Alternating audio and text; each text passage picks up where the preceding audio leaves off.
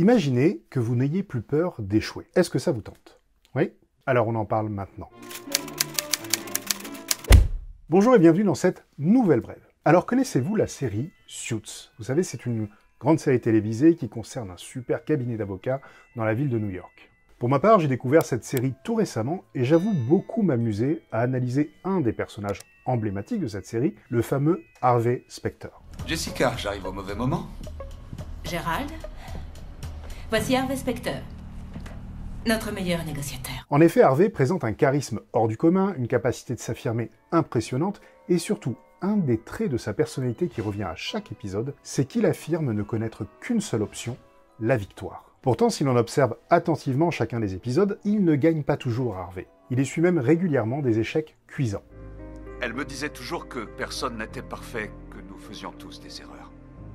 Cependant, ce que l'on constate par la suite, c'est que chacun de ces échecs lui permettent de trouver des solutions pour obtenir plus tard des victoires encore plus importantes. Alors peut-être que vous allez me dire qu'il s'agit d'une série et que ces rebondissements sont savamment orchestrés pour mieux nous tenir en haleine. Alors oui, c'est vrai, mais justement, pour quelle raison cette caractéristique de Harvey, de ne pas considérer l'échec comme un échec, nous séduit autant? Et surtout, qu'est-ce qui fait qu'il ne considère pas l'échec comme un échec? Et d'ailleurs, si l'on regarde bien cette caractéristique de savoir surmonter la peur de l'échec, c'est quelque chose que la plupart des grands dirigeants ou des grands de ce monde de manière générale présentent. Alors je vous propose de regarder pourquoi nous avons pu développer cette peur et surtout, quelles sont les clés pour surmonter la peur de l'échec. La peur de l'échec, qui porte aussi le nom barbare de cacographophobie. Oui, ça peut faire bien en soirée. Donc, la peur de l'échec, disais-je, est une peur très fréquente que nous développons avant tout au travers d'influences culturelles ou éducationnelles. En effet, nous ne naissons pas avec cette peur de l'échec. Ce n'est pas une peur innée, bien au contraire, nous sommes programmés instinctivement pour apprendre par un processus d'essai-erreur. C'est-à-dire que nous répétons tout naturellement et spontanément des séquences alternant les essais et les erreurs jusqu'à trouver une solution satisfaisante.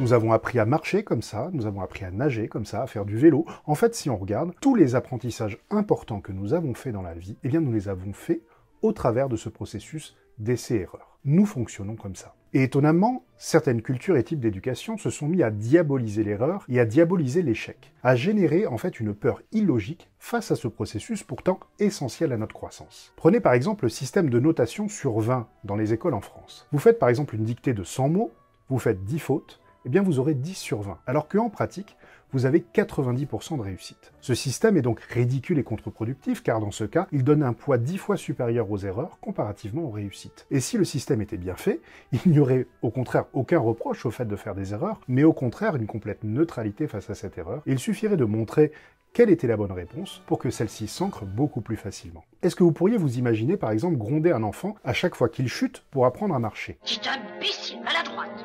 Ramasse ça.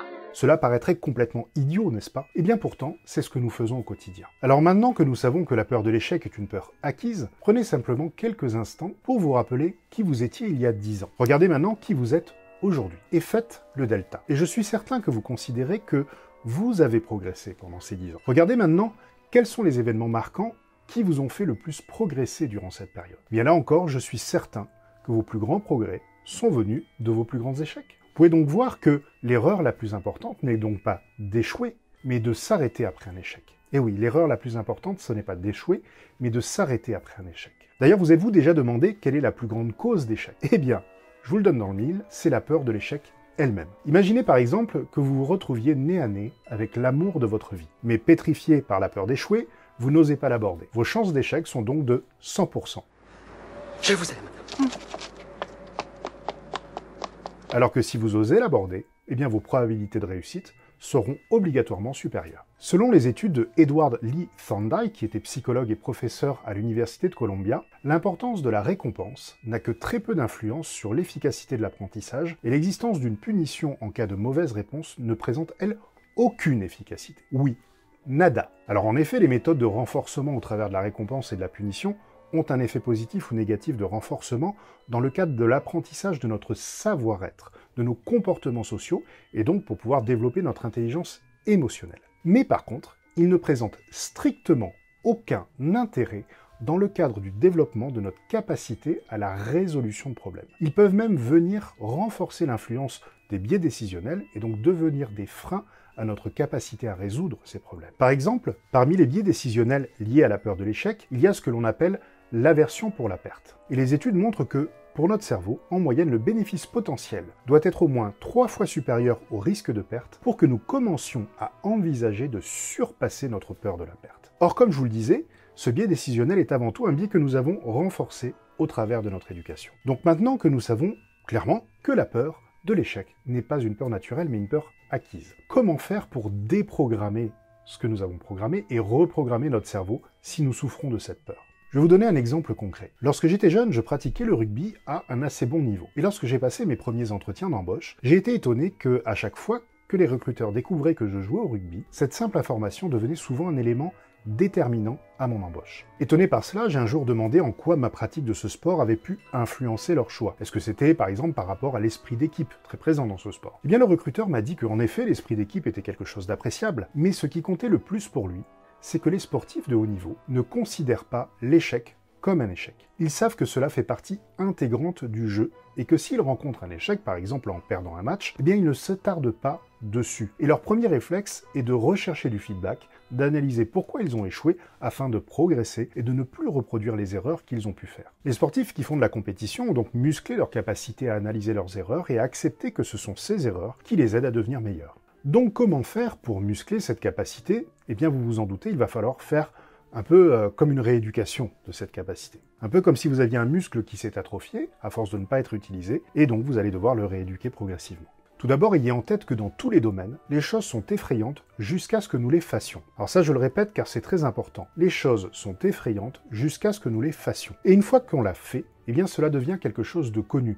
Donc nous allons gagner en confiance. Vous l'aurez bien compris, la clé va être de développer notre confiance en nous. La confiance en soi, c'est notre capacité à penser que nous sommes capables d'agir de manière appropriée dans les situations importantes. La confiance en soi, c'est une des 3 composantes de l'estime de soi, c'est-à-dire la valeur que nous nous attribuons. Et ces 3 composantes, ce sont l'image de soi, l'amour de soi et la confiance en soi. Ces 3 composantes viennent fonctionner en synergie pour accroître l'estime que nous pouvons avoir de nous-mêmes. Et ce qui est intéressant, c'est que nous pouvons avoir une grande confiance en nous dans certains domaines et une confiance faible dans d'autres. Si l'on reprend l'exemple de Harvey Specter dans la série Suits, eh bien Harvey a une confiance énorme en lui dans le domaine professionnel, par exemple. La vie, c'est ça.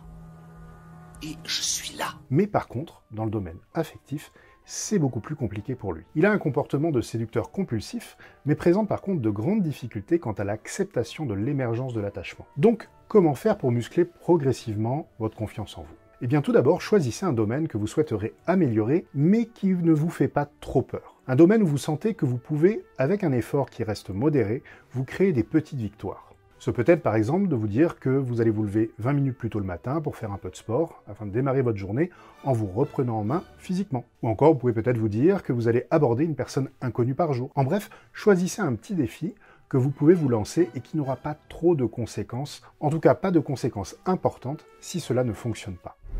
Hé, tu vas y arriver.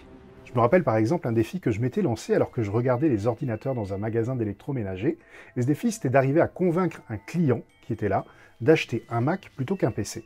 Pourtant, je travaillais pas du tout dans ce magasin. Ce fut d'ailleurs très amusant pour moi à faire, et en plus je suis certain que ce client était ravi de son achat. Un autre exercice que vous pouvez faire pour renforcer cela est de vous visualiser en train de relever ce défi que vous vous êtes fixé. Par exemple, si vous vous fixez de faire les fameuses 20 minutes de sport tous les matins au réveil, eh bien vous pouvez vous visualiser la veille au soir en train de réussir ce défi du matin et ressentir le plaisir que cela vous procure et voir comment vous faites pour y arriver. Comme le cerveau ne fait pas la différence entre le réel et l'imaginaire, eh bien vous viendrez renforcer encore plus le processus et vous verrez progressivement que vous prendrez goût de plus en plus à vous fixer des objectifs toujours plus élevés. Si t'es sûr de ce que tu vaux, faut tout essayer pour l'obtenir, mais accepter aussi qu'il y ait de la casse. Voilà les amis, vous savez maintenant comment muscler votre confiance et ainsi surmonter la peur de l'échec. Et je vous dis donc à la semaine prochaine pour une nouvelle vidéo.